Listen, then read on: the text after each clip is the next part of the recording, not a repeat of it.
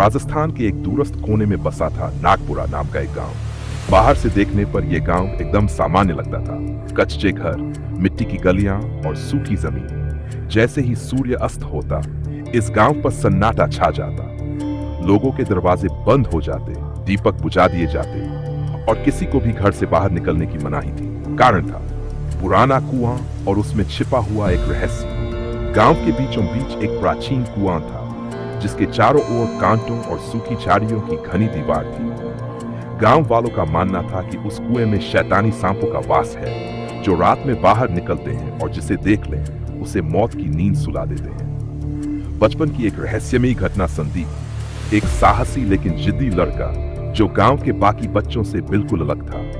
बचपन में उसकी मां कुएं से पानी भरने गई थी और वहीं उसकी रहस्यमय मौत हो गई थी। तब से संदीप के मन में कुएं को लेकर भय और जिज्ञासा दोनों थे। लेकिन एक और रहस्यमय चीज थी, एक काला कौवा जो हमेशा संदीप के आसपास मंडराता रहता था। गांव वाले उसे अशुभ मानते थे, लेकिन संदीप उसे अपना दोस्त समझता था। श्राप की सच्चाई, एक रात जब चांद पूरी तरह से ढका हुआ था और हवाएं अजीब सी सरसराहट कर रही थी, संदीप ने सपना देखा। सपने में उसकी मां उसे उस कुएं की ओर इशारा कर रही थी और कह रही थी, संदीप, शाप को खत्म करो, सबको मुक्ति दिलाओ। उसी क्षण कौवा जोर से कांव कांव करता हुआ उसके कमरे की खिड़की पर आ बैठा।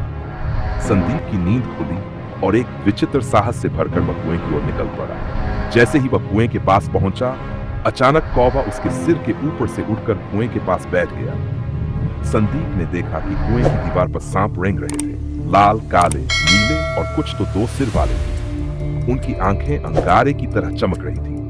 लेकिन कौवा जोर जोर से चिल्लाने लगा और सारे सांप एक पल को रुक गए। रक्षक कौवे का रहस्य संदीप ने कौवे की आंखों में देखा और एक झलक में सब समझ गया।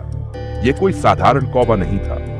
यह कौवा उस पुराने ऊशी का अवतार था जिसने वर्षों पहले गांव को इस शाप से बचाने की कोशिश की थी, लेकिन असफल रहा और श्राप बनकर कौवे के रूप में पुनर्जन्म लिया। पहली मुठभेड़ अचानक कुएं से एक भयानक सांप निकला।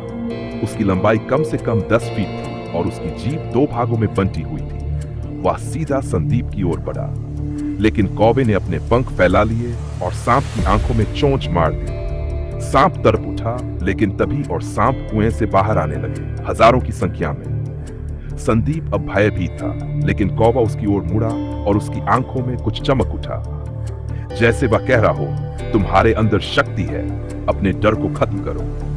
तभी संदीप को याद आया, उसकी मां एक तांत्रिक थी और उसने एक मंत्र उसे कभी सिखाया था जो उसे नींद में अक्सर सुनाई देता था। निर्णायक युद्ध, संदीप ने वो मंत्र बोलना शुरू किया। हाक क्षेम शुद्ध नागह विनाश्य स्वाहा। मंत्र सुनते ही कौवा हवा में उड़ने लगा और उसके पंखों से नीली अग्नि निकलने लगी। हर पंख की चिंगारी जहां गिरती, वहां एक सांप जलकर राख हो जाता।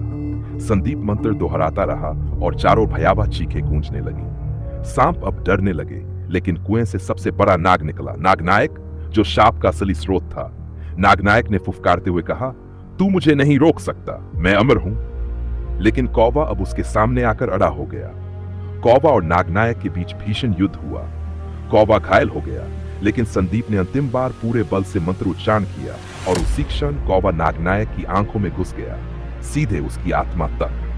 नागनायक तड़पा, चीखा और फिर जलकर राख हो गया। शाप का अंत जैसे ही नागनायक मरा, सभी सांपों के शरीर राख में बदलने लगे।